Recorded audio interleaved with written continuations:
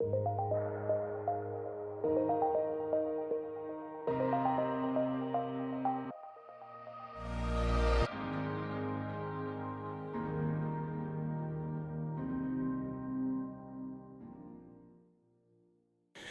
to be here. I flew in this morning from Montana. It's a pretty nice place to spend summer as well.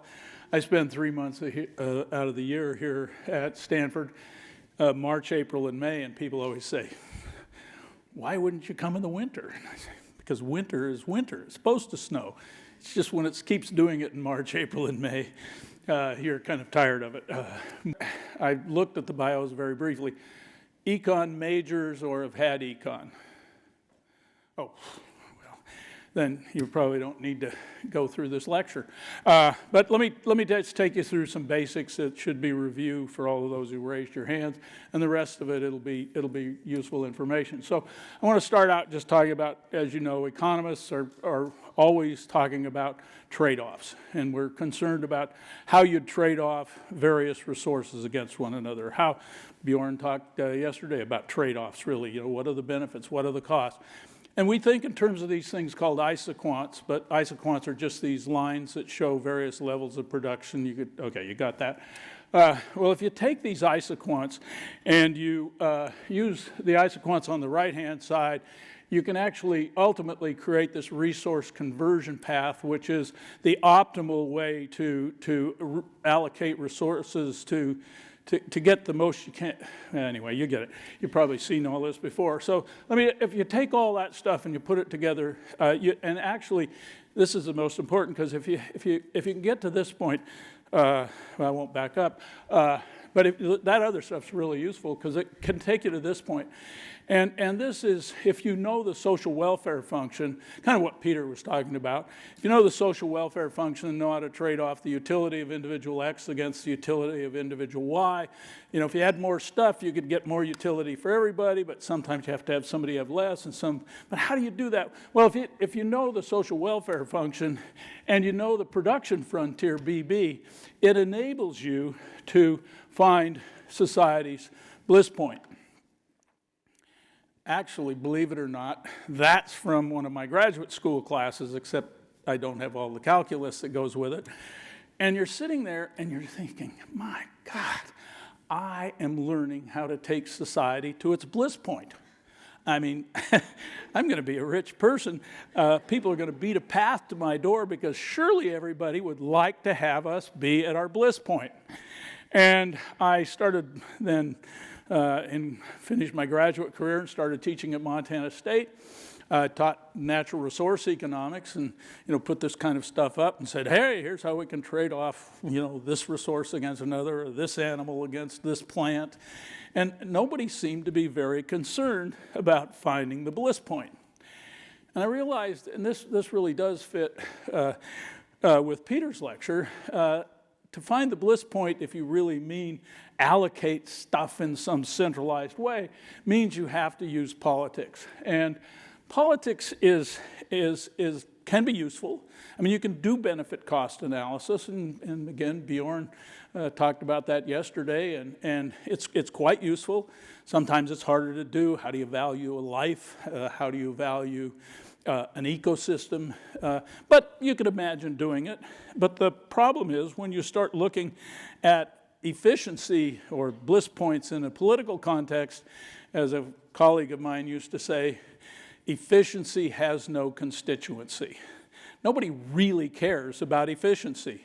Your congressman probably doesn't, your senator doesn't, your president doesn't, the lobbyist who's in your office doesn't. And part of the reason is that what politics generally does is redistribute things back to the bliss point. Here's utility of X, utility of Y. How might we redistribute the goods and services in some way? And politicians are very good at concentrating the benefits and diffusing the costs. I mean, that's what you really want to do if you want to get votes, because your constituents who get the benefits know they got them, and the costs are distributed. I won't have time to talk about another one of my projects here at Hoover dealing with Indigenous economies, Native Americans and First Nations in Canada. And recently, Elizabeth Warren announced she's going to spend $10 billion to help Native Americans. Now, I'm not going to, again, talk about what things that might do, but and how good it might be, but I was sitting at the dinner table last night talking to my wife. I said, $10 billion, that's quite a bit of money. And yet $10 billion spread across, A, the current tax-paying population, but B, future tax-paying populations means Native Americans are going to be happy to get the $10 billion and whoever else gets it, and it'll be spread in a way that nobody's really going to care about efficiency. Secondly, most politics, especially as I'll try to point out in the environmental context, most of these environmental issues are zero-sum. That is, somebody wins and somebody loses. I'll give you a perfect example in a minute. And finally, when you hear political solutions like this, what you have to always ask is, and then what? What happens next? If you impose regulations, what happens next? And I'll give you a couple of examples. But to get started, let me just talk a little bit about an issue that's still lurking around in Montana. It's now spreading to Colorado. Just read an article about wolves in Washington State. So if you were to take the Bliss point approach as an economist, you'd say, well, this is pretty simple. Let's just look at the marginal benefits and marginal costs, and we'll find the intersection between those two, and then we'll have, if you will, the Bliss point number of wolves. And so from an economist's point of view, it's quite simple to do this kind of stuff, and I'll put my economist hat on. I was given this hat when I was giving a lecture, and the person asked, you know what an economist is, don't you? And I was, of course, obliged to say no, and I didn't know what the answer was going to be. And I was told that an economist is someone who's pretty good with numbers, but doesn't have enough personality to be an accountant. I wasn't sure that was a compliment. So economists look at this and say, wow, we know how to find the Bliss point. And now let me just illustrate why this hat maybe doesn't really matter. So let's just take wolf reintroduction in Montana and this notion that we could find benefits and costs and ask, how do other people view it? Well, I have my hat box and I brought along my cowboy hat. And if you drive around Montana and other states in that part of the world, it wouldn't be too uncommon to see this bumper sticker. The only good wolf is a dead wolf. There were T-shirts with rifle scopes, with crosshairs and a wolf in them. It was, ranchers were like, why would we reintroduce wolves? We had the optimal number. It was 0, and you know how we got there? The government had trappers and shooters who shot them and trapped them. And then if they didn't get the job done, ranchers poisoned them. So we had worked hard to get the optimal number of wolves. And now somebody thinks we should reintroduce by bringing in 19 legal immigrants from Canada? For heaven's sakes, that doesn't make much sense. So ranchers kind of knew about benefits and costs.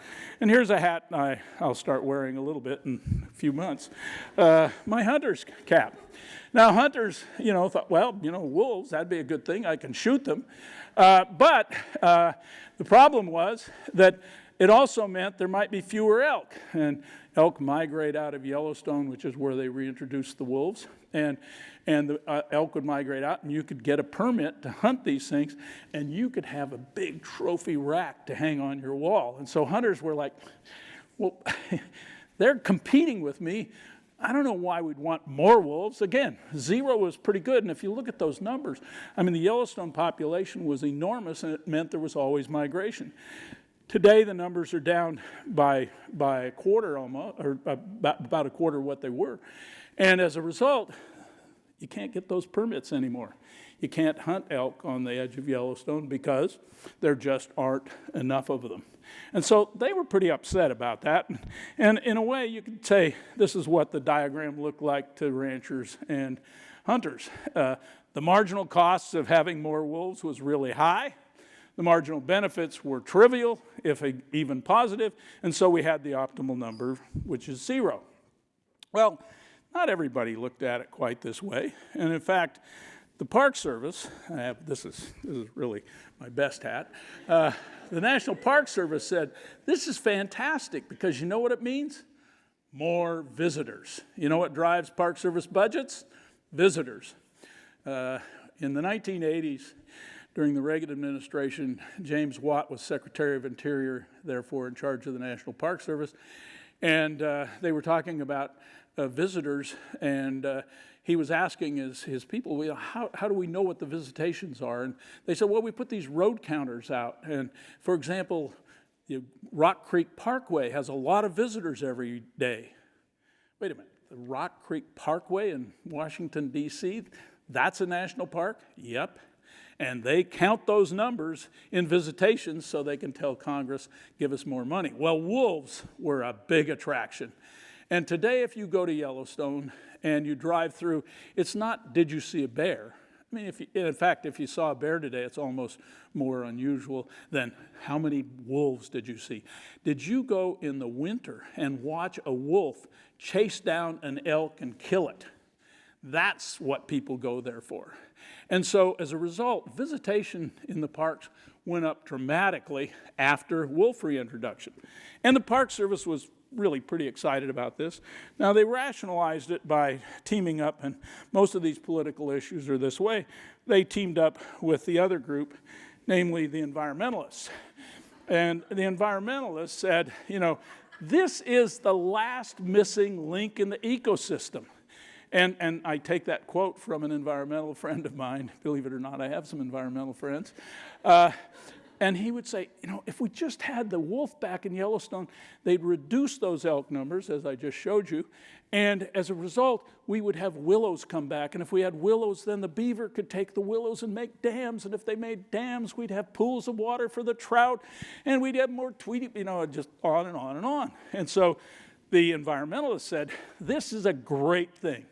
And so again, now you can imagine the benefits and costs from the people wearing these hats. The benefits were huge. I mean, last missing link in an ecosystem, how could you put a value on that? And the costs, oh, come on. There are just a few cows and sheep that get killed. So that's not my problem, it's somebody else's. Well, you can begin to see my point about who cares about the Bliss point and how do we find it. Well, we found it. We reintroduced 19. There are some 700 wolves in the greater Yellowstone ecosystem today. And arguably, we could at least argue about, as economists even, where are we on that Bliss point? Did we go too far, or do we need more? Let me give you an example of what can happen. This is kind of the and then what question. Think about the Endangered Species Act and what it does. It was passed by Congress virtually unanimously, and the idea was we need to save endangered species. Anybody know what the main species we were concerned about in 1972? The bald eagle. I mean, who's going to, even an economist wouldn't say, well, there are trade-offs. We could use wild turkeys as our national bird. I mean, that wasn't going to fly, no pun intended. Really, that was pretty good, actually. I'll try that one next time. So the bald eagle, and so the Endangered Species Act, Section 9, says you can't take a species. Now, what do you think taking would mean? Right? Shooting the bald eagle out of the air, that would constitute a take. Poisoning, you know, you've had a dead calf out there and you just sprinkle a little poison on it. The bald eagle comes in to eat it, kills the bald eagle. That's a take. And pretty much that is how the original act was written and thought about. Well, what if you took a tree that you knew a bald eagle had just laid its eggs in and you chainsawed it down? Well, that would be as good as killing the eagle, right? So that's a take. That's taking the habitat. Well, let's look at not the ground squirrel, but let's look at this species.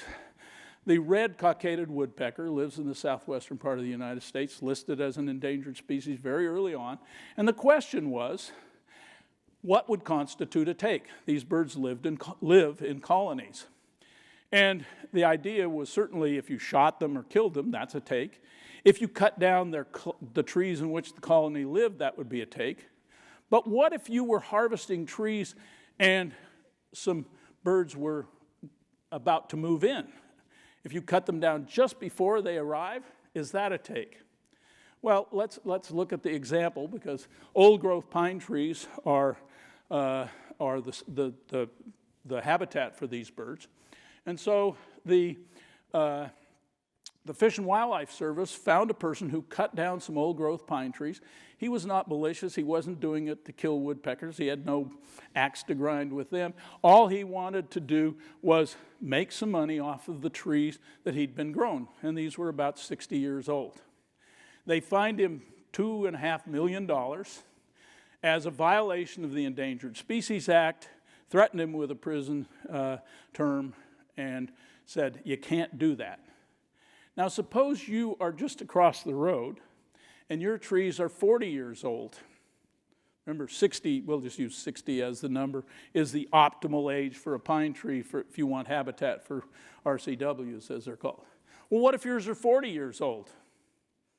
And you think, well, it'd be better to keep them till they're 60 because I can make more money. But what might you do?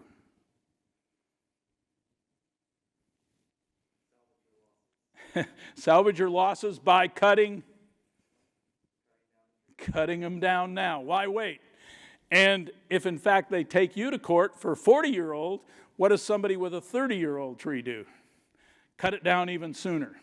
These are data from a study done by Jeffrey Michaels and Dean Luke, two good friends, who went out and said, well, let's just examine this in the context of the way economists would think about it.